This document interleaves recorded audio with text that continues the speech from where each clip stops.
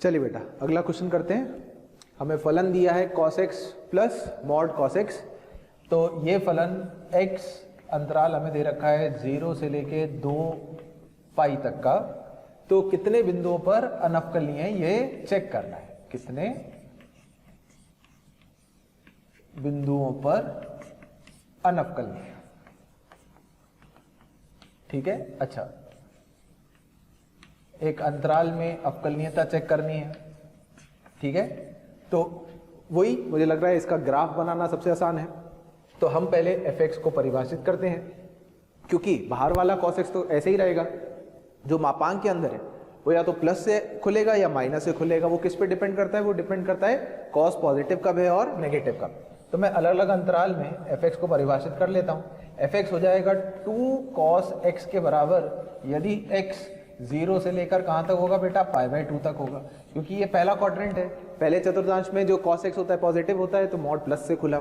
अच्छा fx हो जाएगा 0 के बराबर, क्योंकि जैसे ही सेकंड क्वाड्रेंट में आया π/2 से x ज्यादा हुआ, cos x नेगेटिव हो गया। इनफैक्ट सेकंड और थर्ड दोनों ही क्वाड्रेंट में cos नेगेटिव होता है, तो ये मॉड माइनस साइन से खुलेगा तो fx 0 ही रहेगा। तो इसका मतलब fx 0 कहाँ से कहाँ तक है बेटा? π/2 से शुरू होकर कहाँ तक? 3π/2 तक fx 0 ही रहेगा। 3π/2 के बाद चौथा क्वाड्रेंट शुरू हो जाता है, चौथे क्वाड्रेंट में cos x फिर पॉजिटिव हो जाता है। तो अगर fx फिर पॉजिटिव होता है तो फंक्शन फिर से 2 cos x के बराबर हो जाएगा। ये हो गई बात x बराबर 3π/2 से लेकर 2π तक। तो अब मुझे अगर इसका ग्राफ खींचना है तो पहले तो आप मुझे बताओ cos x का ग्राफ कैसा होता था? cos x का ग्राफ कुछ इस प्रकार का होता है, ठीक है ना? ये cos x का ग्राफ है 0 से लेके 2π तक। अब मुझे इसके ग्राफ को क्या करना है बेटा? दुगना करना है 0 से π/2। तो दुगने में होगा क्या? सिर्फ जितने भी आउटपुट है उनका दुगना होता चला जाएगा। अगर उनका दुगना हो जाएगा तो जब मैं ग्राफ खींचूंगा 0 से π/2 तक, वो ग्राफ किसका आएगा? 2 cos x का ग्राफ आएगा। ठीक है क्या? तो ये x बराबर 0 पर जो वैल्यू 1 होती थी वो अब 2 हो जाएगी। ये x बराबर π/2 हो गया, ये ग्राफ हो गया। अब π/2 से लेकर 3π/2 तक फलन 0 है, तो π/2 से 3π/2 तक फलन 0 है, तो कांस्टेंट अपन फलन को 0 कर देते हैं। ये वाला बिंदु हो गया 3π/2 और 3π/2 से 2π, ये था 3π/2 और ये था 2π। फिर से cos x का दुगना हो गया, तो मतलब यही ग्राफ, बस आउटपुट ग्राफ तो यही आएगा, बस आउटपुट जो होगा वो इसका ज्यादा हो जाएगा। इस प्रकार से ये इसका ग्राफ हो जाएगा। ये हो गया 2π तक। तो अगर मैं चलो कलर चेंज कर देता हूं, मान लो इसका, ये हमें ग्राफ दिख रहा है cos x plus mod cos x का। तो क्या आप मुझे इसमें बता सकते हैं कि कितने बिंदुओं पर इसमें त्रिकोणा कोण आ रहा है? तो ये एक π/2 और 3π/2। तो x बराबर π/2 पर और 3π/2 पर फलन क्या है? अनवकलनीय।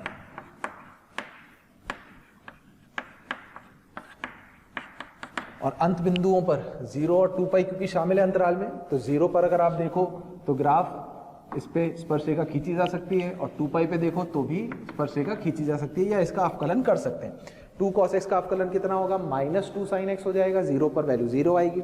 इसका भी -2 sin x होगा। 2π पे ये भी 0 आएगा। तो ये 0 पर दाईं ओर से और 2π पे बाईं ओर से अवकलनीय है। तो दो ही बिंदु इसके रह गए। कितने बिंदु थे?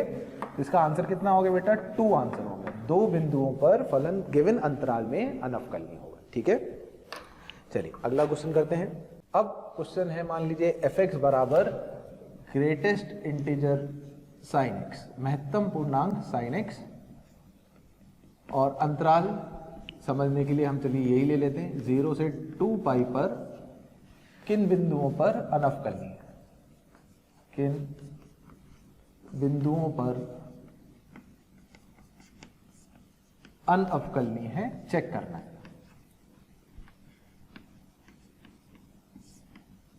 तो इस प्रकार के जो भी प्रश्न है बेटा, ये सब मैं अब आपको ग्राफ वाले टाइप के कुछ प्रश्न करा रहा हूं। कैसे हम देखेंगे कि ये फलन किन बिंदुओं पर अनवकलनीय है, तो हमें sin x फलन का महत्तम पूर्णांक देखना है। तो बेटा इस प्रकार के प्रश्न को हल करने का सबसे बढ़िया तरीका देखो मैं बताता हूँ। आप सबसे पहले क्या करो, 0 से 2π अंतराल में sin x का जो ग्राफ होता है वो बना लो। तो मैंने बना लिया 0 से 2π तक का sin x का ग्राफ। ठीक है, ये कौन सा पॉइंट होता है? π/2। इसको नीचे तक ले लो, हम इसी के नीचे ही sin x के महत्तम पूर्णांक का ग्राफ भी खींचने वाले हैं। तो ये वाले जो बिंदु हैं ये मैंने मार्क कर लिया, ये है 0, ये π/2, ये पाई, ये 3π/2 और ये 2π पे बंद करना है। 0 से 2π, अधिकतम वैल्यू इसकी 1 और न्यूनतम वैल्यू इसकी -1। अब यहां मैं नीचे खींचने वाला हूं, ये किसका ग्राफ था, ये sin x का ग्राफ था, और इसको देखते हुए अब मैं यहाँ नीचे इसके महत्तम पूर्णांक का ग्राफ बनाने वाला हूँ। तो अब आप मेरी इसमें मदद करते जाएंगे साथ साथ में। 0 पर sin x 0 था तो उसका महत्तम पूर्णांक भी 0 ही होगा। आई होप समझ में आता है। अब जब मैं x की वैल्यू आगे बढ़ाना शुरू कर रहा हूँ, मान लो यहाँ पर मैं पहुंचा तो कुछ sin x का मान आएगा बेटा, ये जो भी मान आएगा क्या ये मान 1 से छोटा ही होगा? अगर sin x 1 से छोटा होगा तो उसका महत्तम पूर्णांक 0 ही रहेगा। इसका मतलब जब तक मैं π/2 पर नहीं पहुंच जाता तब तक क्या sin x का महत्तम पूर्णांक 0 ही रहेगा, और π/2 होते ही sin x की वैल्यू क्योंकि 1 हो गई तो 1 का महत्तम पूर्णांक हो जाएगा 1 का महत्तम पूर्णांक 1। तो इसका मतलब π/2 पर यहां पर एक खुला सर्कल आएगा, ये बिंदु शामिल नहीं होगा। ये बिंदु x को π/2 रखने पर आउटपुट कितना आएगा बेटा, 1 आएगा। अब π/2 से आगे जाते ही क्या sin x की वैल्यू फिर 1 से कम हो गई। sin x की वैल्यू 1 से कम होने का मतलब उसका महत्तम पूर्णांक फिर 0 हो गया। तो वैल्यू हमारी फिर 0 से शुरू हुई और ये 0 कहां तक रहेगी बेटा, आप देख पा रहे हो पाई पर फंक्शन की वैल्यू 0 है तो 0। अब मैं पाई के आगे गया तो सेकंड से थर्ड क्वाड्रेंट में जा रहा हूं। थर्ड क्वाड्रेंट में जाते ही क्या sin x की वैल्यू ऋणात्मक हो गई। ऋणात्मक संख्या का महत्तम पूर्णांक, ऋणात्मक भी जो 0 से -1 के बीच में है, तो उसका महत्तम पूर्णांक कितना हो जाएगा बेटा, -1 हो जाएगा। तो पाई के आगे इसकी वैल्यू -1 होगी। यहाँ कोई मैं फंक्शन की वैल्यू निकालूंगा वो भी -1 से छोटी थी, तो उसका मतलब 0 से -1 के बीच में थी तो उसका महत्तम पूर्णांक भी -1। 3π/2 पर फंक्शन की वैल्यू -1, उसका भी ग्रेटेस्ट इंटीजर -1। 3π/2 के आगे गया तो फिर sin x की वैल्यू 0 से -1 के बीच में, तो फिर ग्रेटेस्ट इंटीजर -1। इसका मतलब जब तक sin x ऋणात्मक था उसके महत्तम पूर्णांक की वैल्यू -1 ही हो रही है, क्योंकि वो -1 के नीचे तो जा नहीं रहा है। तो 0 से -1 के बीच की हर एक वैल्यू का महत्तम पूर्णांक -1 ही रहेगा। और जैसे ही sin x 2π हुआ 0 हुआ तो उसकी वैल्यू भी 0 हो गई। ठीक है क्या, ये कौन सा पॉइंट था बेटा, π/2, ये था पाई, ये 3π/2 पे तो सीधा चलता जा रहा है, और ये 2π। अब हमें बताना है ये कितने बिंदुओं पर अनवकलनीय है। देखिए वैसे तो फंक्शन कांस्टेंट है, 0 पर कोई दिक्कत नहीं है, कांस्टेंट है। 2π पर फलन असतत है। अब हमने पढ़ा था कि यदि फलन असतत होगा तो उस बिंदु पर निश्चित तौर पर अनवकलनीय होगा। तो एक पॉइंट मुझे x बराबर π/2 दिख रहा है जिस पर फलन जो है अनवकलनीय है। एक पाई पर ग्राफ टूटा तो असतत फलन होगा तो अनवकलनीय होगा, और एक 2π पर टूटा तो फलन π/2, पाई और 2π ये वो बिंदुओं हैं जिन पर असतत होने के कारण अनवकलनीय हो गया। फलन असतत होने के कारण अनवकलनीय भी हो गया। ठीक है बेटा, तो इसके ये 3 आंसर हो जाएंगे। किन बिंदुओं पर था ये पूछा था, वो हमने बिंदु लिख लिए। ठीक है, तो इस प्रकार के क्वेश्चन जब भी आए ग्राफ से करो सबसे बढ़िया। जैसे महत्तम पूर्णांक cos x बोल दे तो पहले cos x का ग्राफ बना लो, फिर उस cos x के ग्राफ से जो वैल्यू आ रही है उसको सोचकर उसका महत्तम पूर्णांक का ग्राफ बनाते जाओ, आंसर आ जाएगा। ठीक है, इसी प्रकार से क्वेश्चन हम करते हैं सॉल्व आगे। अगला प्रश्न है fx बराबर मिनिमम न्यूनतम वैल्यू किसकी, 2 ग्राफ है tan x और cot x। tan x फलन और cot x फलन में से जो फलन न्यूनतम है x कहां से कहां तक है, 0 से 2π, खुले अंतराल 0 से 2π में। ठीक है, यदि m जो है m बराबर है कुल बिंदु जहां फलन अनवकलनीय,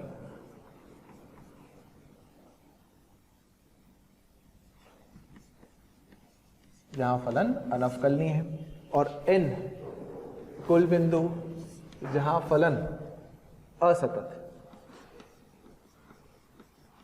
ठीक है, तब m प्लस n का क्या मान होगा ये हमें ज्ञात करना है। ठीक है, तो बेटा ये वाली वैल्यू हमें ज्ञात करने के लिए tan x और cot x दो फलन हैं, 0 से 2π तक ग्राफ बनाएंगे दोनों का। ठीक है, फिर उनका मिनिमम जैसे हमने सीखा वो हाईलाइट करेंगे और चेक करेंगे। ठीक है, चलिए तो शुरू करते हैं। पहले मैं ग्राफ बना रहा हूं tan x का ग्राफ। tan x का ग्राफ कुछ इस प्रकार से जाता है और ये जब ऐसे अनंत की तरफ जाता है तो ये कौन सा पॉइंट होता है बेटा, ये होता है π/2। ठीक है, अच्छा फिर यहां बीच में आएगा 3π/2, तो ये ग्राफ कुछ इस प्रकार से जाएगा 3π/2, और ये जो बीच में काटता है ये कौन सा पॉइंट होता है, ये x बराबर पाई होता है, ये 0, ये π/2। अच्छा, और π/2 ये 3π/2, और फिर 0 से लेके 2π तक का ये tan x का ग्राफ हो गया। तो ये व्हाइट चॉक से बनाया। अब ये बेटा जल्दी तभी बनेंगे जब बिल्कुल रटे हुए होंगे। अब दूसरा जो बनाना है वो cot x का बनाना है। तो cot x का बेटा 0 से शुरू होता है, π/2 पे 0 हो जाता है और पाई पर नीचे -∞ की तरफ जाता है। तो उसका जो ग्राफ होगा वो कुछ इस प्रकार से होगा। ठीक है, अच्छा पाई के बाद वापस ऐसे ऊपर से शुरू होगा, 3π/2 पर वो काटेगा और 2π पर वो नीचे -∞ की तरफ जाएगा। अब मुझे ये दो ग्राफ बनाए, इनमें से दोनों का मिनिमम लेना है। क्वेश्चन में लिखा है दोनों का मिनिमम। तो जब मैंने 0 से शुरू किया, 0 शामिल नहीं था, मिनिमम दोनों में से जो छोटी वैल्यू उसको मैं हाईलाइट करता जा रहा हूँ। ये मुझे दिख रहा है, ये दोनों एक बिंदु पे मिलेंगे। आप चाहो तो पॉइंट बता भी सकते हो भाई, π/4 होता है पहले क्वाड्रेंट में जहाँ tan x और cot x बराबर होता है। अब इसके आगे ये तो tan x था, अब इसके आगे छोटी वैल्यू cot x की हो गई, तो ये ग्राफ हो जाएगा मिनिमम π/2 तक। ठीक है क्या, और π/2 पे वैल्यू tan x इंफिनिटी जा रहा है, ये 0 हो जाएगी। ठीक है, ये शामिल है, ये 0। अच्छा, अब इसके आगे π/2 के आगे मिनिमम वैल्यू ये कौन सी है भाई, tan x की शुरू हो गई वापस से, ये पॉइंट आया, फिर उसके बाद ये पॉइंट आया। ठीक है, तो ये कौन सा पॉइंट होगा बेटा, सेकंड क्वाड्रेंट है π/2 और पाई के बीच में, तो ये 3π/4 आएगा वैल्यू। अच्छा, पाई पर मिनिमम यहीं आएगा, फिर पाई के आगे मिनिमम ये वाला पॉइंट हो जाएगा, यहाँ से शुरू होगा ग्राफ, ये शार्प कॉर्नर आ रहा है, यहाँ अनवकल नहीं होगा, 3π/2 पर जो मिनिमम है वहाँ जाए। उसके बाद ये वाला ग्राफ आएगा,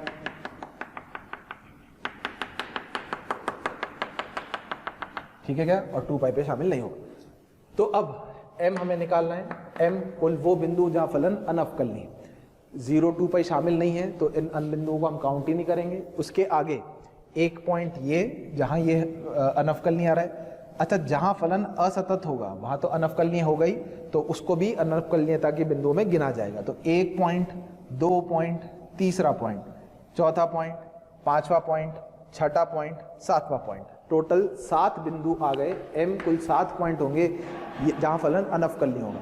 कुछ तो बिंदु हैं जो शार्प कॉर्नर के कारण आए, 1 2 3 4, और 3 बिंदु आए असततता के कारण, ये वाला पॉइंट, उसके बाद ये वाला पॉइंट और ये वाला पॉइंट, तो कुल हो गए 7 बिंदु। और n है वो पॉइंट जहाँ फलन असतत है, जहाँ ग्राफ टूट रहा है। तो अगर आप ध्यान से 0 से शुरू करो तो पहली बार यहाँ टूटा ग्राफ, फिर दूसरी बार ग्राफ यहाँ टूटा, तो 2 पॉइंट हो गए, तीसरी बार ग्राफ यहाँ टूटा तो चौथा पॉइंट हो गया। और 0 और 2π पे शामिल नहीं करना है तो उन पे बात ही नहीं कर रहे। तो n के कुल पॉइंट हो गए 3। तो हमसे m प्लस n का मान पूछ रहे थे, तो m प्लस n का मान कितना आ गया, 10। ठीक है, तो ये कुछ पूर्णांक प्रकार का प्रश्न बना दिया, करना उसी प्रकार से था। कई बार इसमें m में गलती हो जाती है, बच्चे सिर्फ जहाँ शार्प कॉर्नर आता है वो वाले पॉइंट कंसिडर कर लेते हैं, जहाँ वो असतत है वो वाले पॉइंट छूट जाते हैं। ध्यान रखना बेटा, क्योंकि अगर इसका ध्यान नहीं रखा तो गड़बड़ हो जाएगी। ठीक है, चलिए आगे बढ़ते हैं, अगला प्रश्न करते हैं। fx x बराबर a पर अवकलनीय फलन है।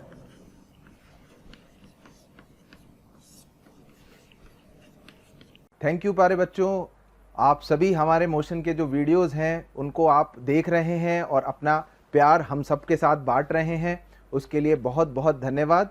और मैं आपसे रिक्वेस्ट करता हूं कि आपको नीचे डिस्क्रिप्शन में जो लिंक दिया गया है, ताकि आप हमारे लेक्चर्स, वीडियो लेक्चर्स आराम से देख सकें, उसके लिए आप लिंक पर जाके क्लिक करें और अपना एनरोलमेंट सुनिश्चित करें। उसके अलावा अगर आप हमारे डाउट्स सॉल्विंग उसको एनरोल करना चाहते हैं, साथ ही साथ स्टडी मटेरियल भी चाहते हैं, तो वो भी डिस्क्रिप्शन में जो लिंक दिया गया है उसमें जो प्रीमियम हमारा अकाउंट है उस पर क्लिक करके आप उसको एनरोल कर सकते हैं। ठीक है, f डैश a का मान 1/4, तब आपको लिमिट x यदि h यदि 0 की तरफ जा रहा है तो f of a plus 2h² minus f of a minus 2h² upon h² का वैल्यू किसके बराबर होगा, ये हमें याद करके बताना है। ठीक है, चलिए अब इसको हल करने के लिए हमें ये पता है कि फलन x बराबर a पर अवकलनीय फलन, जो सीमा हमें निकालनी है ये f of a plus h minus F of a upon h जैसा फॉर्मूला बन सकता है, क्योंकि देखिए अवकलनीय अगर फलन है तो f डैश a प्लस और f डैश a माइनस अस्तित्व में होंगे, f डैश a प्लस भी 1/4 होगा और f डैश a माइनस की वैल्यू भी 1/4 होगी, ये तय।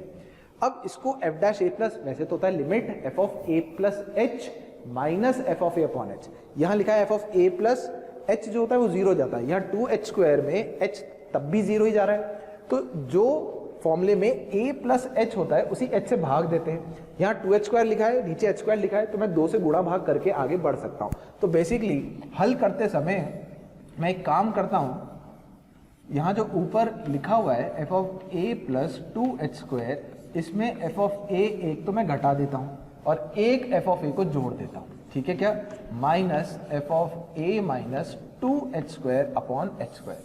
अब मैं करता हूँ बंटवारा, अलग अलग भाग देता हूँ, इन दोनों को मैंने साथ मान लिया, तो limit h approaches 0 f of a plus 2h² minus f of a upon h², इसको अगर मैं 2 से गुणा भाग दूं तो अगर आप ध्यान से देखो तो आपको ये f डैश a प्लस का फॉर्मूला बनता हुआ दिखेगा।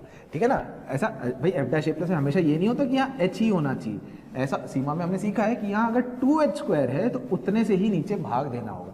उसी प्रकार से इन दोनों में से यदि मैं माइनस चिन्ह कॉमन ले लूँ तो f of a minus 2h² minus f of a upon h² था, मैं अगर उसे माइनस 2h² लिखूँ तो यहाँ प्लस 2 के साथ ये एडजस्टमेंट हो जाएगी, इस दोनों के बाहर लगी हुई है लिमिट।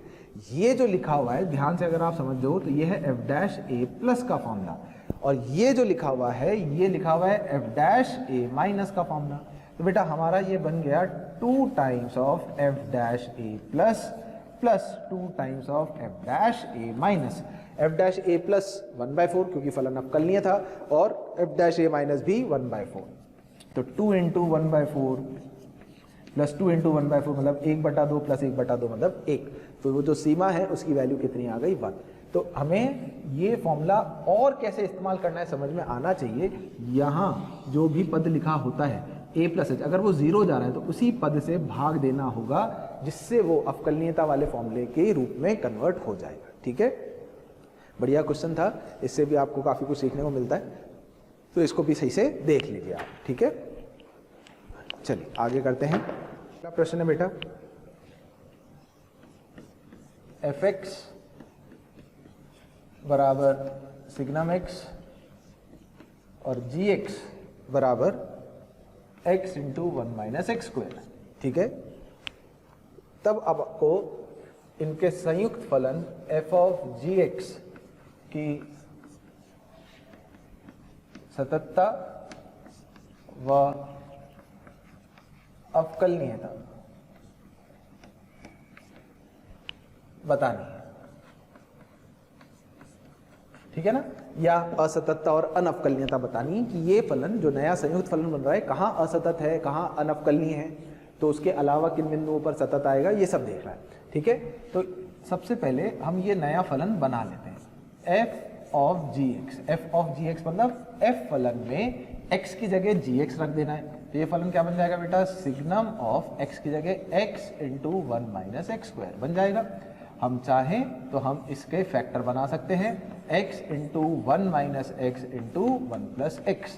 अब हम जानते हैं कि सिग्नम का जो आउटपुट होते हैं वो इनपुट पे डिपेंड करता है, और सिग्नम का आउटपुट सिर्फ या तो 1 हो सकता है, या -1 हो सकता है, या 0 हो सकता है। ठीक है, तो अब हम क्या करने वाले हैं, जो इसके इनपुट में पूरा फैक्टर लिखा हुआ है गुणनखंड, उसके हम केस बनाने वाले हैं, x into 1 minus x into 1 plus x.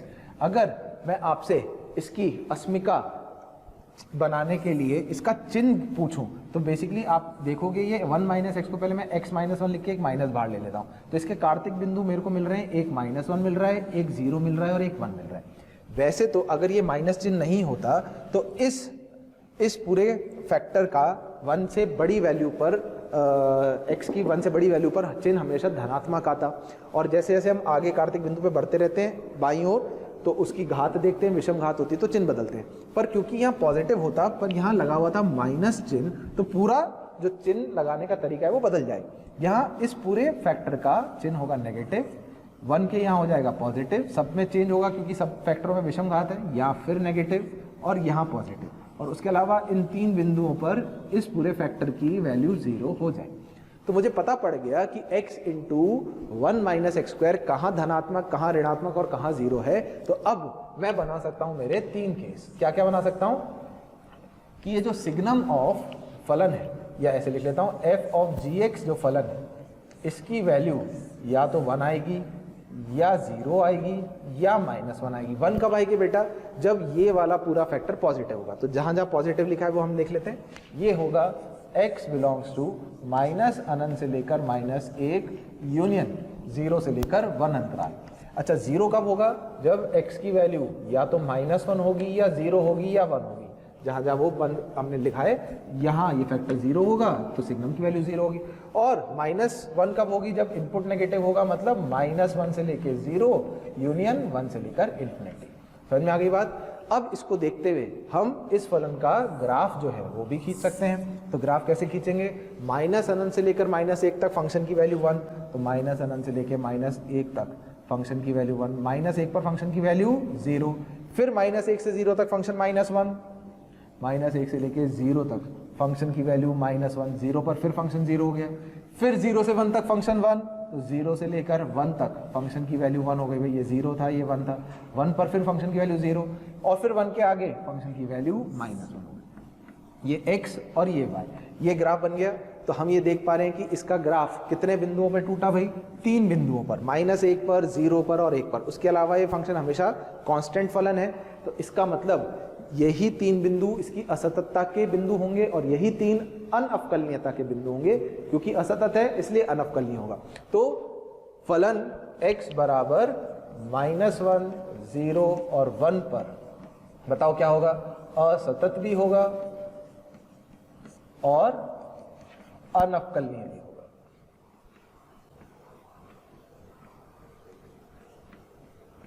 अवकलनीय भी होगा।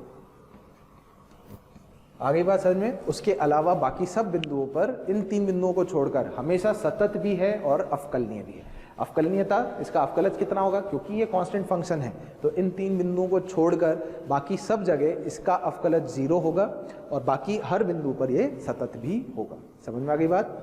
चलिए, बहुत बढ़िया। हम अलग अलग प्रकार के काफ़ी क्वेश्चंस कर चुके हैं, जिससे आपको क्वेश्चन हल करने में काफ़ी मदद मिलने वाली है। अब मैं आपको एक और बढ़िया प्रकार का क्वेश्चन कराता हूँ, थोड़ा अलग है, उसको आपको ध्यान से सीखना है, फिर हम इसमें आगे की जो थ्योरी है उसको भी पढ़ लेते हैं। अगला प्रश्न है, f(x) हमें परिभाषित कर रखा है -1, -2 से लेके 0 तक, और x -1 0 से लेके 2 तक, और gx को बनाया है f ऑफ मॉड x और मॉड fx के साथ। तो हमें g की -2 से 2 में सततता व अवकलनीयता का बताना है कि कहाँ सतत होगा और कहाँ अवकलनीय। तो सबसे पहले हम f(x) का अगर ग्राफ बनाएं, f(x) का ग्राफ तो बहुत आसान है, -2 से 0 तक कांस्टेंट -1, -2 से 0 तक -1, 0 पर फंक्शन की वैल्यू -1 ही है, और 2 पर फंक्शन की वैल्यू 1 हो। तो ये इसका ग्राफ होगा, ये 2 पर फंक्शन की वैल्यू 1, ये -1, ये 0.1। सही बात है। ये किसका ग्राफ है बेटा, f(x) का। अच्छा, इत्यादि मैं अगर नीचे आपको ग्राफ बनाने को बोलूं f ऑफ मॉड x का, ये हम फलन में सीख चुके हैं। अगर हम इनपुट x पर मॉड चढ़ाते हैं तो उसका मतलब होता है जैसा धनात्मक में ग्राफ है वैसे ही ऋणात्मक में भी इसका ग्राफ आ जाएगा। तो जैसा ये ग्राफ, बिल्कुल ऐसा ही ग्राफ यहाँ पीछे भी बनने वाला है। ठीक है, ये हो गया पॉइंट -2, ये हो गया 0.2 और इस पर आउटपुट कितना हो गया 1। ये x बराबर 0 और एक ग्राफ हमें बनाना है fx के पूरे पे मापांक चढ़ा।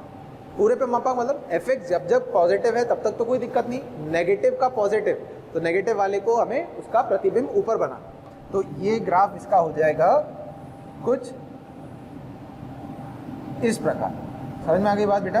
ये जो पहले वैल्यू -1 थी ये 1 हो जाएगी, इसका प्रतिबिंब ऊपर, और ये ऐसी रहेगी, ये 2, ये 1, ये 0, ये -2।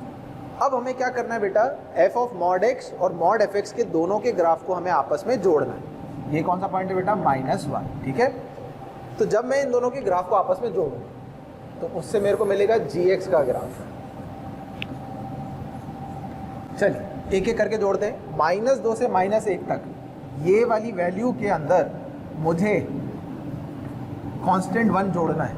तो क्या ये पूरी ग्राफ, ये जो पूरी वैल्यू है, या इनफैक्ट आप ऐसे बोल सकते हो इस पूरे को 1 यूनिट से ऊपर उठाना है, तो ये पूरा ग्राफ 1 यूनिट ऊपर शिफ्ट हो जाएगा। तो बेटा ये ग्राफ कुछ इस प्रकार से आए। 0 भाई +1 ही तो किया है, हर आउटपुट में, इसके हर एक आउटपुट में 1 जोड़ दिया, तो +1 भाई मान लो यहाँ पर कुछ वैल्यू आ रही थी 0.5 में 1 जोड़ दिया तो 1.5, तो ये पूरा ग्राफ 1 इकाई से ऊपर शिफ्ट हो जाएगा। ये कितना हो गया बेटा? -2। यहीं बीच में कहीं ना कहीं -1 आ रहा है, तो ये इसका ग्राफ हो।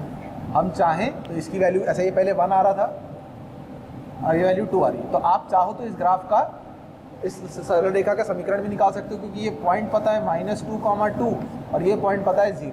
तो अगर हम चाहें तो इसकी समीकरण निकाल सकते हैं। ये लाइन की वैल्यू कितनी आएगी? ये y बराबर -x का हिस्सा हो, y बराबर -x। अब आगे चलते हैं। अब देखिए ये वाली वैल्यू और इस वाली वैल्यू को जोड़ूंगा तो हर नेगेटिव वैल्यू, और ये उसका पॉजिटिव है, नेगेटिव और ये उसका पॉजिटिव, तो नेगेटिव और पॉजिटिव सेम उन दोनों वैल्यूज़ को जोड़ूंगा तो वैल्यू कितनी हो जाएगी? 0। तो 0 से लेकर 1 तक फंक्शन का वैल्यू 0 हो गया। 1 के बाद ये वाली वैल्यू और ये वाली वैल्यू, ग्राफ कौन सा था बेटा? x -1, 1 से लेकर 2 तक, x -1 2 बार जुड़ गया तो 2x -2 ये ग्राफ बन, 2x -2 ये ग्राफ हो गया 2x -2, और ये कहाँ तक आएगा? 2 तक। ये वाली वैल्यू भी 2 के बराबर ही आएगी। तो ये बेटा इसका ग्राफ हो गया। अब मुझे इसकी सततता व अवकलनीयता की बात करनी है और खुले अंतराल में बात करनी है। तो x अंतराल -2 से 2 में हमेशा फलन कैसा है बेटा? सतत। ग्राफ देख के मैं बता पा रहा हूँ कि ये कहीं नहीं टूट रहा, और 0 और 1 पर 2 इसमें कोना आ रहा है, शार्प कॉर्नर आ रहा है। तो हम बोलेंगे x बराबर 0 पर और 1 पर फलन अनअवकलनीय फलन बन गए। ठीक है, उसके अलावा हमेशा अवकलनीय। तो बेटा ये एक अलग प्रकार का प्रश्न है जिसमें f ऑफ मॉड x और मॉड fx की हमने बात करी और उसके साथ हम आगे बढ़े इसके अंदर। ठीक है, तो ये भी इम्पॉर्टेंट है जिसमें हम वही फलनों में सीखी हुई जो हमारी कहानी है वो हम देखते जा रहे हैं। तो इसलिए जो ग्राफ वगैरह हैं इन चैप्टर्स में बहुत इंपॉर्टेंट हो जाते हैं, हमें अच्छे से बनाने आने चाहिए। चलिए बेटा अब हम अपने अगले चीज़ पर आते हैं और वो है अवकलनीयता के प्रमेय।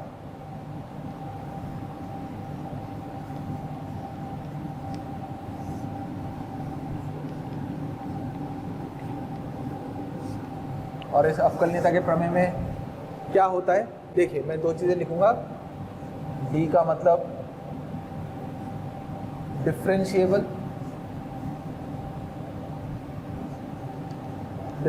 मतलब अवकलनीय फलन है,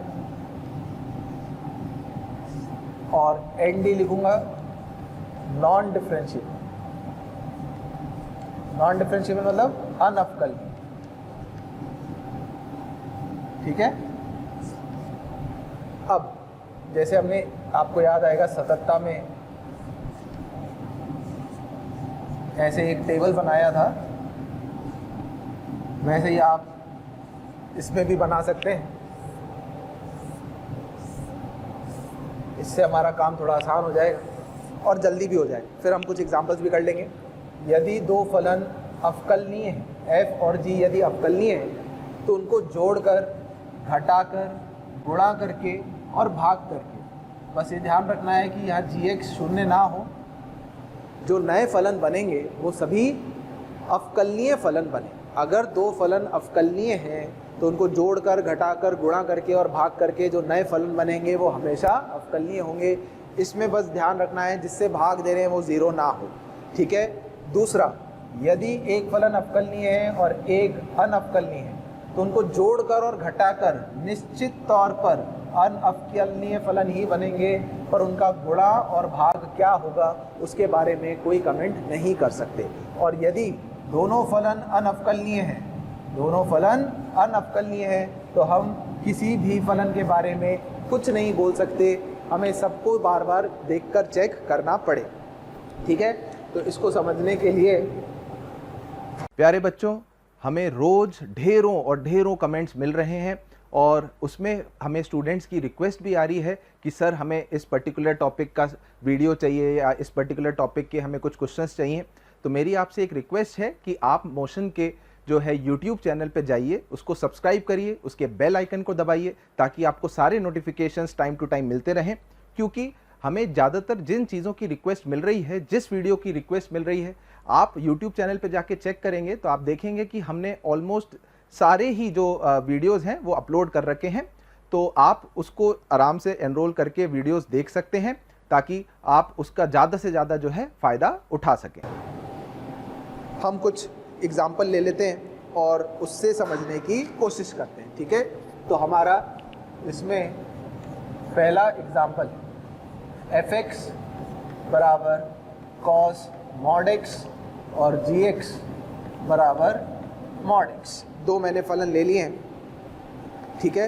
और अब मुझे आगे जो है उनके बारे में चेक करना है। अच्छा, cos mod x जो होता है, ये हम बात कर रहे हैं x बराबर 0 पर, ये कैसा फंक्शन है बेटा? अवकलनीय फलन है और ये अनअवकलनीय फलन है, क्योंकि mod x आप जानते हैं इसका ग्राफ शार्प कॉर्नर आएगा 0 पर, और cos mod x जो होता है वो cos x के ही बराबर होता है, क्योंकि cos ऑफ माइनस x और cos ऑफ x में कोई फ़र्क नहीं होता।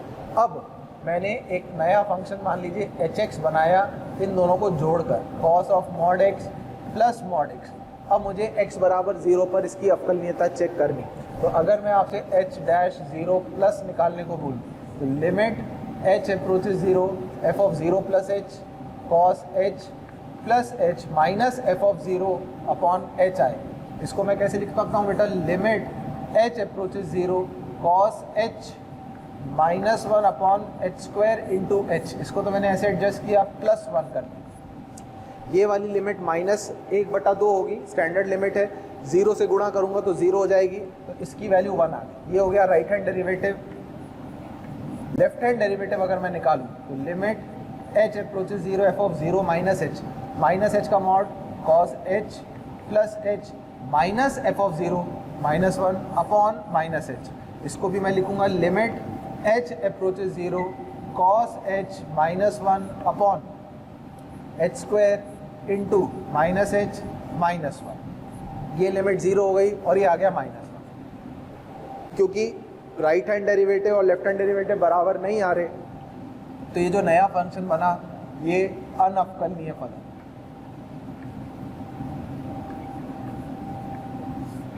ये x बराबर 0 पर कैसा फंक्शन हुआ बेटा? अनअवकलनीय फलन, ठीक है क्या?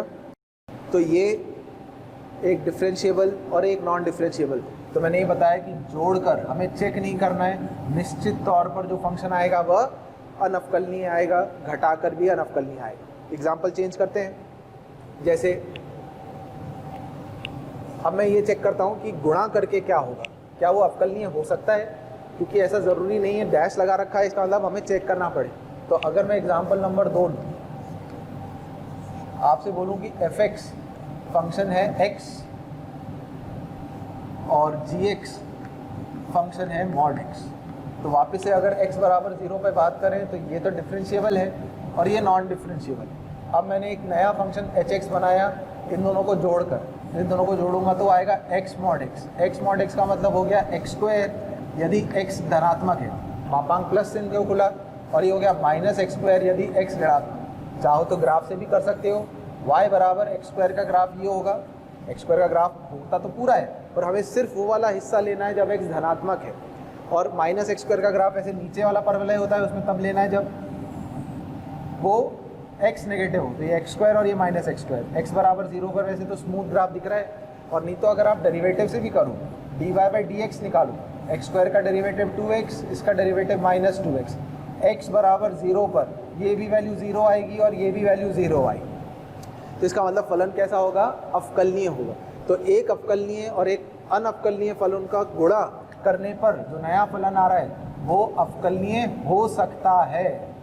आ रही बात समझ में? अनअवकलनीय तो हो ही सकता था, अवकलनीय भी हो सकता है। तो ये चेक करने के ऊपर है, हमें चेक करना होगा, इसलिए वहाँ पर हमने जो प्रमेय लिखी उसमें डैश लगा के छोड़ दिया था। ठीक है, अच्छा अब हम बात करते हैं, ऐसा एग्जाम्पल लेते हैं जिसमें दोनों ही फलन अनअवकलनीय है। एग्जाम्पल नंबर 3, fx ले लेते हैं मापांक x, और या साइन मॉड x ले लेते हैं, और gx को ले लेते हैं मापांक x। अब ये भी अनअवकलनीय फलन है और ये भी अनअवकलनीय फलन है। हम बात कर रहे हैं x बराबर 0 पर। आप साइन मॉड x का ग्राफ बना के देखिए, 0 पर आपको शार्प कॉर्नर दिखेगा। ठीक है, तो अब हम नया फंक्शन जो है वो परिभाषित करने वाले हैं। ठीक है, hx फंक्शन हम बना लेते हैं जिसमें हम इन दोनों को जोड़ रहे हैं, f प्लस जी। तो ये फंक्शन क्या बन गया बेटा, sine mod x plus mod x। तो अगर मैं आपसे h डैश 0 प्लस निकालना चाहूँ तो अगर आप फॉर्मूले में रखेंगे limit h approaches 0 f of 0 h of 0 plus h, तो वो बन जाएगा sine h plus h 0 f of h of 0 0 ही है अपॉन h। तो इसकी वैल्यू कितनी आ रही है, 2 आ रही है, क्योंकि sine h upon h1 h upon h1, तो इसकी लिमिट आ रही है 2। h dash 0 minus limit h approaches 0 f of 0 minus h, यहाँ माइनस h रखूँगा तो मॉड प्लस साइन के साथ ही खुलेगा, तो ये हो गया sine h plus h upon minus h। इसकी वैल्यू कितनी हो गई, -2। दोनों अलग अलग आ रहे हैं, इसका मतलब ये फलन निश्चित तौर पर अनअवकलनीय है। ठीक है ना। अच्छा, अब अगर मैं एक mx नया फंक्शन बनाऊं और मैं इन दोनों को घटा दूं, तो घटा दूंगा तो ये फंक्शन साइन मापांक x माइनस मॉड x बनेगा। अब मैं अगर m डैश 0 प्लस पूछूं तो limit h approaches 0 f of 0 plus h मतलब sine h minus h upon h आएगा और इसकी वैल्यू 0 आ जाएगी, क्योंकि साइन h अपॉन h भी 1 और h अपॉन h भी 1। और m डैश 0 माइनस पूछूं तो limit h approaches 0 sine h minus h, मापांक में माइनस h रखने से कोई फ़र्क नहीं पड़ रहा है, वो तो यही हो गया, बस अपॉन में माइनस h है, पर इससे भी कोई फ़र्क नहीं पड़ रहा है। Sine h upon minus h minus 1, minus h upon minus h plus 1, तो -1 प्लस 1 फिर 0। अब ये दोनों बराबर आ रहे हैं, इसका मतलब ये अवकलनीय फलन है। तो इसलिए वो जो टेबल बनाई उसमें ध्यान करो, अगर दोनों अनअवकलनीय हैं तो जोड़कर घटाकर कुछ भी हो सकता है। जैसे इसमें जोड़कर एक तो अनअवकलनीय आ रहा है, घटाकर अवकलनीय आ रहा है, तो कुछ भी हो सकता है। ऐसी गुणा भाग भी इनका कुछ भी हो सकता है, वो चेक करने के ऊपर है, चेक करेंगे तभी आए। वो जो प्रमेय है वो याद रखें, काफ़ी कुछ सततता से मिलती जुलता टाइप का टेबल है। एक जगह याद करेंगे, दूसरा अपने आप याद हो जाएगा। ठीक है बेटा।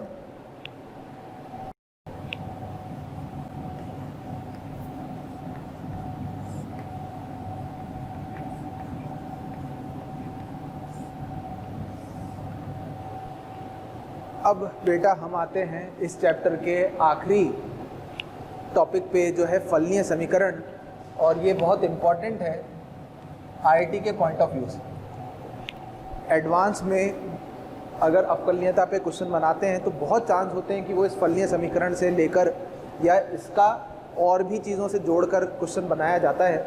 तो ये थोड़ा सा ध्यान से सीखना है। कुछ क्वेश्चन आसानी से सॉल्व हो जाते हैं, जैसे मैं आपको सिखाऊंगा क्या करना होगा, तो आपको ध्यान रखना है। तो क्या होता है इसके अंदर, क्या स्टेप्स होते हैं, कैसे फलन निकालते हैं, तो इसके 4-5 स्टेप्स हैं। पहले हम वो लिख लेते हैं, मैं आपको लिखवा देता हूँ, उसके बाद हम प्रश्नों के थ्रू से समझें। तो इसमें सबसे पहले स्टेप नंबर 1 कि आपको f डैश x का फॉर्मूला जो होता है वो लिखना है। फॉर्मूला लिखें, और इसका फॉर्मूला क्या होता है बेटा, जो हमने लिखा था अभी, जो हमने सीखा है वही फॉर्मूला होता है। f डैश x बराबर लिमिट h 0 की तरफ जा रहा है, f of x plus h minus F x upon H. तो ये मैंने लिखा है इसका दाईं ओर से फॉर्मूला, आप चाहो तो बाईं ओर से भी लिख सकते हो, कोई भी एक तरफ से शुरू करना है। मान लीजिए मैं यहाँ से शुरू कर रहा हूँ, ये आसान रहता है। तो स्टेप नंबर 1 में ये लिखना है। अच्छा, दूसरा, अब आपको जो फलनीय समीकरण दिया हुआ है, दिए हुए फलनीय समीकरण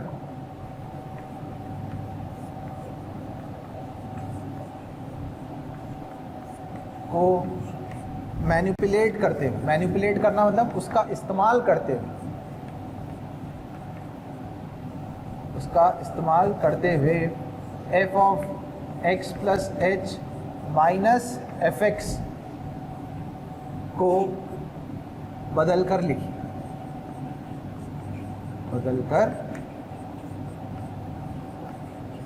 लिखिए। ठीक है क्या? अपना जो भी क्वेश्चन में फलनीय समीकरण दे रखा होगा, अभी हम क्वेश्चन करेंगे, उसके इस्तेमाल से आपको यहाँ F of x plus H minus F x को बदल कर, जो भी उस समीकरण के अनुसार बन रहा है, उसमें रख कर, उसे बदल कर इस फॉर्मूले में रख दीजिए। ठीक है? फिर एफ डैश एक्स को एक्स के फलन के रूप में लिखकर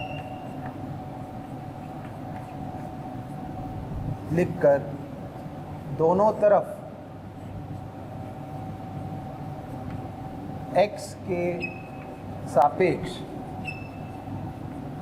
समाकलन कीजिए।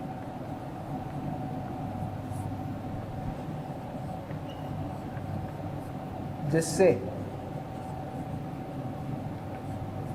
एक अचर ही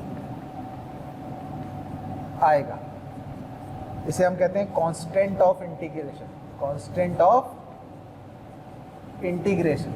शायद आपको याद होगा, जैसे साइन एक्स का इंटीग्रेशन करते हैं तो माइनस कॉस एक्स प्लस सी लिखते हैं। वो जो प्लस सी लिखते हैं तो एक अचर संख्या भी आती है जिसे हम कांस्टेंट ऑफ इंटीग्रेशन लिखते हैं, दोनों तरफ समाकलन करके यहाँ तक पहुँचना है।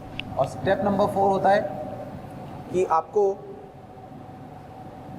सीमा कंडीशंस का, या हम बोल सकते हैं बाउंड्री कंडीशंस का,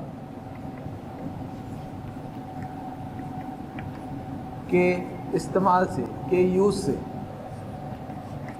सी का मान ज्ञात करना।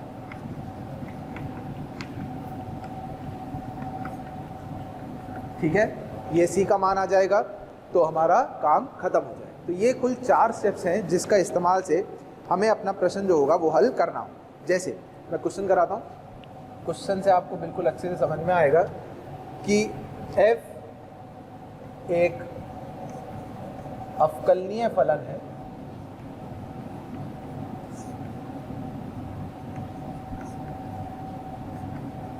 जो समीकरण, जो एक फलनीय समीकरण दे रखा है, F of X upon Y बराबर F X minus F of Y को संतुष्ट करता है। ठीक है? इसको संतुष्ट करता है सभी x और y के वास्तविक मानों के लिए, बस y 0 नहीं हो सकता है, ऐसा क्वेश्चन में दिया है क्योंकि y से भाग दे रही।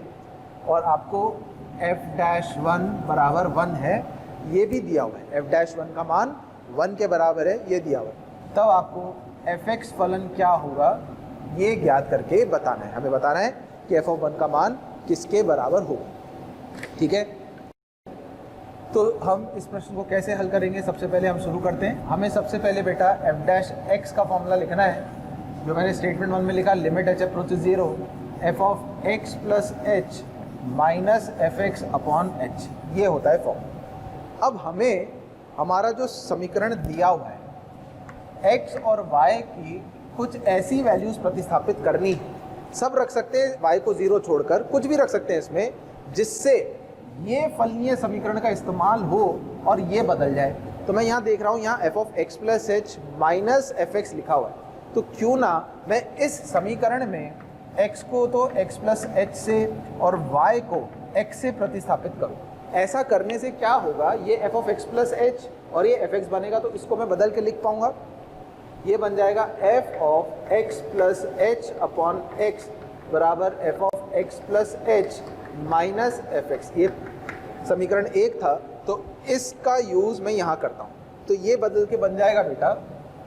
बच्चों, अगर आपको हमारे द्वारा बनाए गए वीडियोस, हम जो उसमें आपको पढ़ा रहे हैं, वो पसंद आए तो आप उन वीडियोस को ज़रूर शेयर करिए, लाइक करिए और शेयर करिए, ताकि वो वीडियोस ज़्यादा से ज़्यादा ज़रूरतमंद बच्चों तक पहुंच सके और वो सब भी उन वीडियोस से अपने आप का फ़ायदा जो है वो ले सकें। आप लोगों का ढेर सारा स्नेह और प्यार देखकर हमारी पूरी मोशन की टीम जो है वो बहुत मोटिवेटेड है और हम उतने ही मोटिवेशन से आपके बेहतरमंद के लिए बहुत ही अच्छे वीडियोस बनाने की कोशिश कर रहे हैं और हम पूरी कोशिश कर रहे हैं कि आपको ज़्यादा से ज़्यादा और बेहतर से बेहतर कंटेंट प्रोवाइड किया जा सके। ध्यान से देखना, f डैश x बन जाएगा limit h approaches 0 f of x plus H upon x upon h बन जाएगा।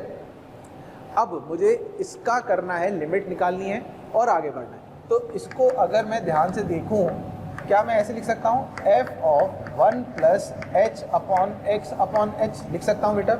अच्छा, और ध्यान से देखो तो हमें f डैश 1 का मान भी दे रखा है।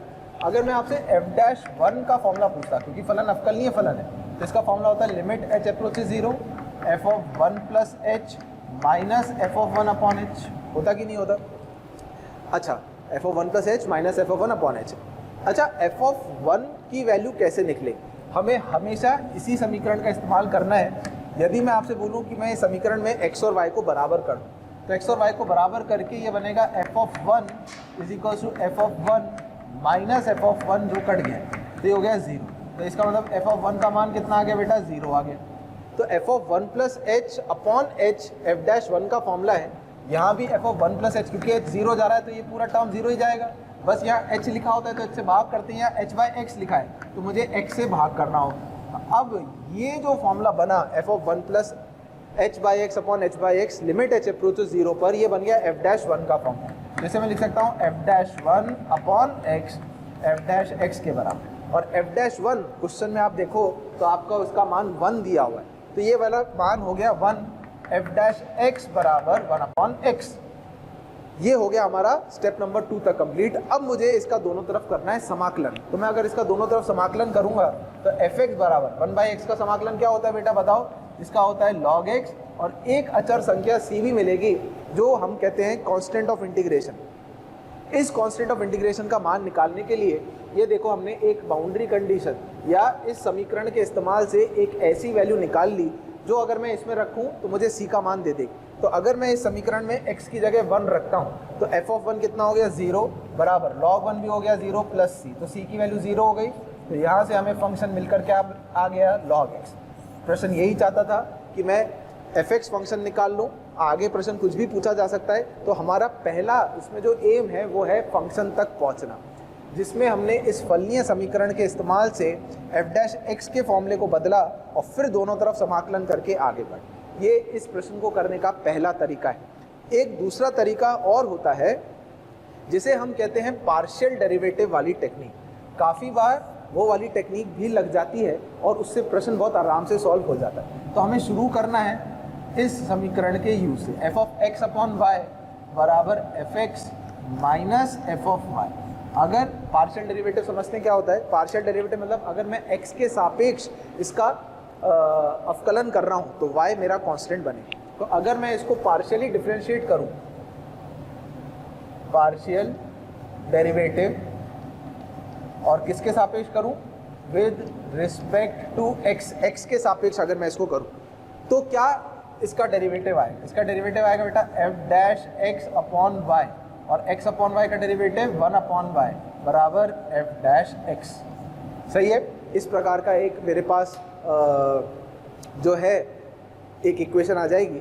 अब अगर मैं आपसे इसमें बोलूँ कि मुझे f डैश 1 की वैल्यू पता है, तो f डैश 1 की वैल्यू निकालने के लिए यदि मैं x को 1 रख दूँ और y की जगह 1 अपॉन x रख दूँ इसमें प्रतिस्थापित करूँ तो देखना क्या बनेगा, एफ डैश 1 वाई 1/x, तो f dash x equals to 1/x, ये 1/y एक्स हो गया, और ये हो गया एफ डैश 1। एफ डैश 1 मेरे को कितना दे रखा है बेटा मान, एफ डैश 1 दे रखा है, तो यहाँ से डायरेक्ट मेरे पास एफ डैश एक्स की वैल्यू 1/x आ गई, जो यहाँ पर भी आई।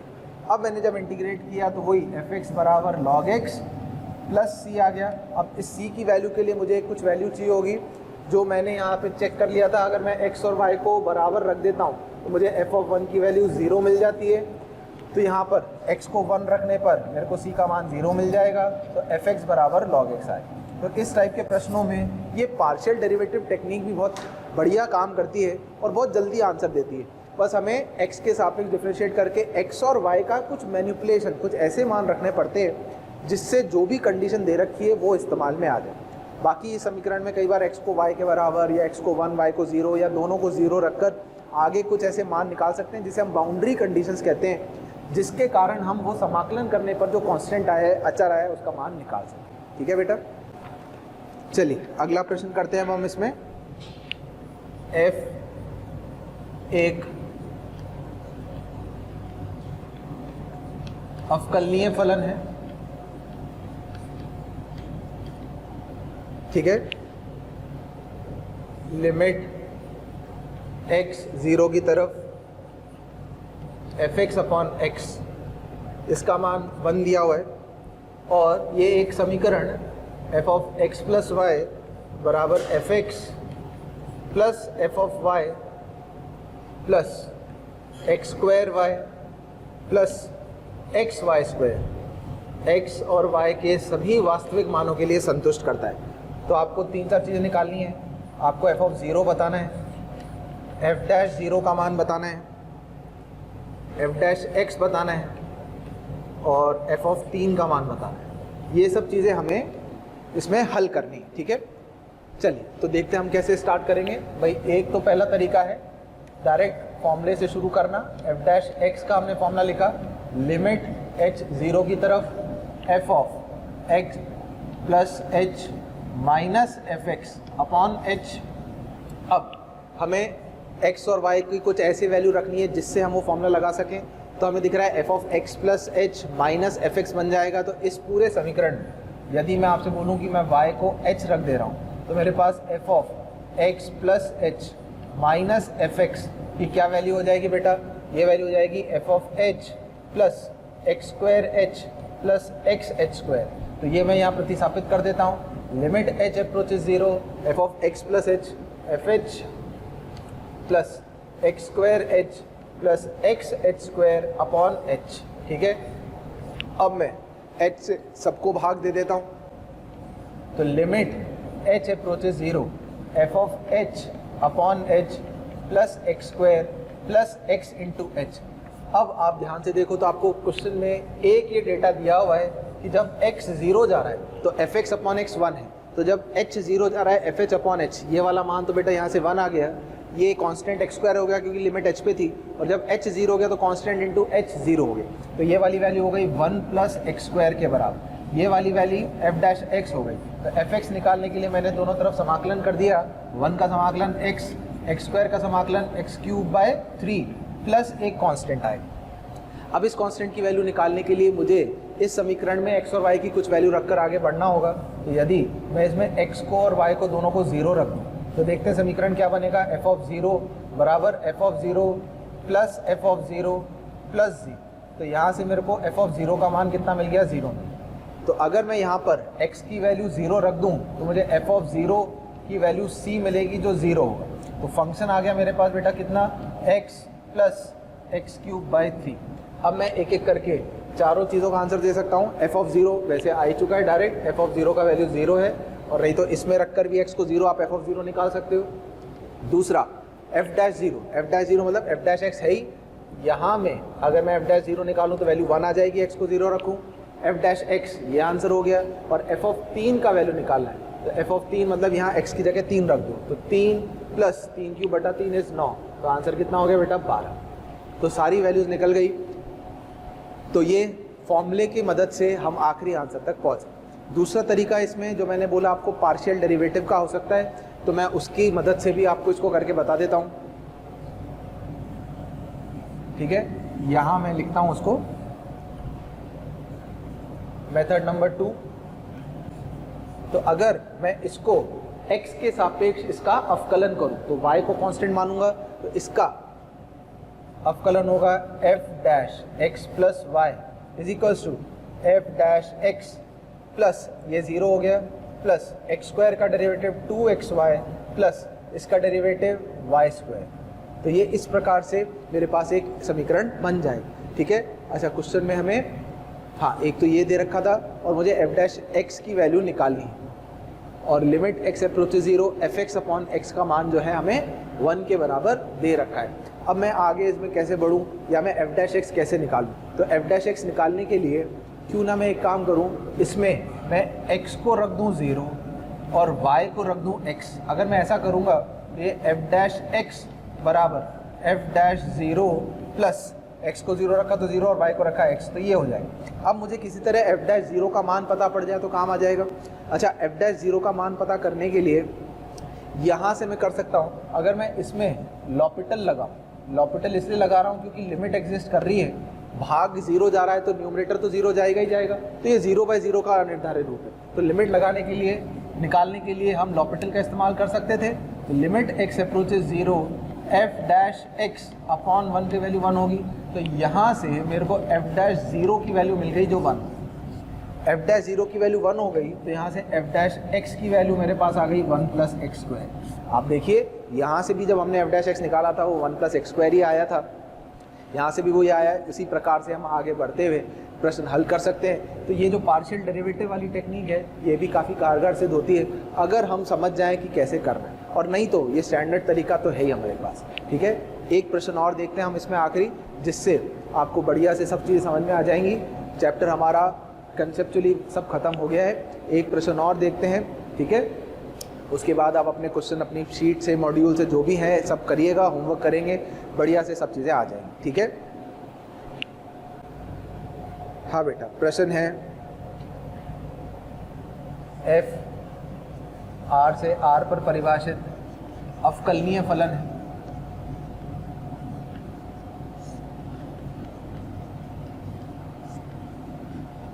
साथ ही साथ में वो एक समीकरण को भी संतुष्ट करता है, f of x plus y बटा 3 बराबर F x plus f of y पूरे के भाग में 3। ठीक है, f ऑफ 0 बराबर 0 दिया हुआ है और f डैश 0 बराबर 3 ये दिया हुआ है।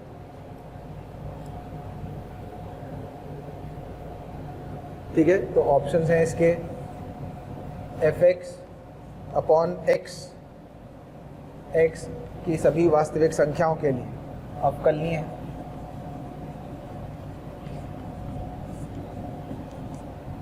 बी ऑप्शन fx x की वास्तविक संख्याओं में सतत है पर अवकलनीय नहीं है।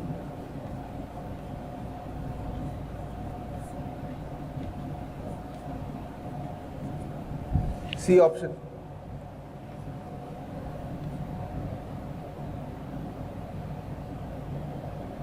fx सभी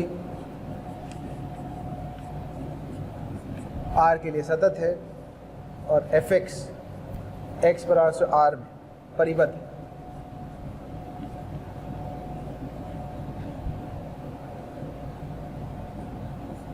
परिबद्ध मतलब बाउंडेड, ये हमें चेक करना है। ठीक है, चलिए तो अब हम इस प्रश्न को जल्दी से करने की कोशिश करते हैं। पहला तरीका तो f डैश x वाला हो ही सकता है, वो आप कर लेंगे। मैं आपको इसमें फास्ट तरीका जो पार्शियल डेरिवेटिव का है वो सिखाता हूँ। तो अगर मैं इसका पार्शियल डेरिवेटिव करूँ, partial differentiate with respect to किसके सापेक्ष, x के सापेक्ष, तो y को कांस्टेंट मानूंगा, इसका डेरिवेटिव आएगा बेटा f dash x plus y by 3 और x प्लस वाई बाई 3 का डेरिवेटिव 1/3 और आएगा बराबर f डैश x और पूरे के भाग में 3, एफ वाई कॉन्स्टेंट हो गया, ये 0। अब मुझे x और y को कुछ ऐसा रखना है जिससे ये समीकरण का भी इस्तेमाल हो और f डैश x का फॉर्मूला भी बन जाए। तो क्यों ना मैं यहाँ में x को तो 0 रख दूँ ताकि f डैश 0 बन जाए, और यहाँ f डैश x बन जाए, तो उसके लिए y को 3x रखता हूँ ताकि 3 कटेगा। तो बेटा हो गया f dash x 0, y 3x, 3 से 3 कटा, इंटू 1/3 बराबर f डैश 0 अपॉन 3, ये 3 तो कट गया। f डैश 0 का मान कितना था, 3 था, तो यहाँ से f डैश x की वैल्यू आ गई 3। समाकलन करूंगा तो fx बराबर 3x plus constant of integration. अब मैं इसका इस्तेमाल कर लेता हूँ कांस्टेंट ऑफ इंटीग्रेशन के लिए। यदि मैं x को 0 रखूँ तो f ऑफ 0 का मान c आ रहा है जो 0 था, तो c 0 हो गया, तो fx फंक्शन कितना आ गया बेटा, 3x आ गया। अब मुझे ऑप्शंस चेक करने हैं। क्या fx अपॉन x x के सभी वास्तविक मानों के लिए अवकलनीय है? गड़बड़ हो गई, क्योंकि x से भाग दिया तो x 0 नहीं हो सकता है, और x 0 नहीं हो सकता है भाग में, तो सभी वास्तविक संख्याओं के लिए अवकलनीय तो नहीं होगा। fx x belongs to r में सतत है पर अवकलनीय नहीं है। भाई y बराबर 3x एक सरल रेखा है, और एक सरल रेखा हमेशा सतत और अवकलनीय होगी, ये हमें पता है, तो अवकलनीय नहीं है, ये गलत हो गया। fx x के सभी वास्तविक मानों में सतत है, ये सही है, और fx x belongs to r में परिबद्ध है। भाई सरल रेखा परिबद्ध कैसे हो सकती है, अनंत पर इसका मान अनंत और माइनस अनंत पर माइनस अनंत जाएगा, इसका मतलब ये स्टेटमेंट भी गलत। तो इन सब में जो सही ऑप्शन आ रहा है हमेशा वो सी ऑप्शन आ रहा है, तो इसका सी आंसर आए। तो ये फलन सतत भी आ रहा है और अवकलनीय भी आ रहा है। ठीक है बेटा, तो ये बेटा कुछ प्रश्न हो गए, ये मैंने आपको पार्शियल डेरिवेटिव से भी करके बताया, जिससे आपको समझ में आ रहा है कि प्रश्न कितने आसानी से और तेज़ी से सॉल्व हो जाता है। ठीक है, तो इन प्रश्नों का खास ध्यान रखें, बढ़िया से प्रैक्टिस करिए, बाकी कोई दिक्कत नहीं आएगी, फॉर्मूला अच्छे से देखें, तो मैं उम्मीद करूँगा कि आपसे इस चैप्टर के प्रश्न हल हो जाएंगे। ठीक है बेटा। बच्चों, अगर आप चाहते हैं कि आपको हमारे द्वारा पढ़ाए गए वीडियोस, स्टडी मटेरियल या और भी कुछ चीज़ों की ज़रूरत है वो आप तक पहुँचे, तो आप नंबर 18002121 वापस रिपीट करता हूँ, 18002121 पर कॉल करिए। कोई भी क्वेरी है आप इस पे कॉल करिए, आपकी क्वेरी का पूरा समाधान मिलेगा।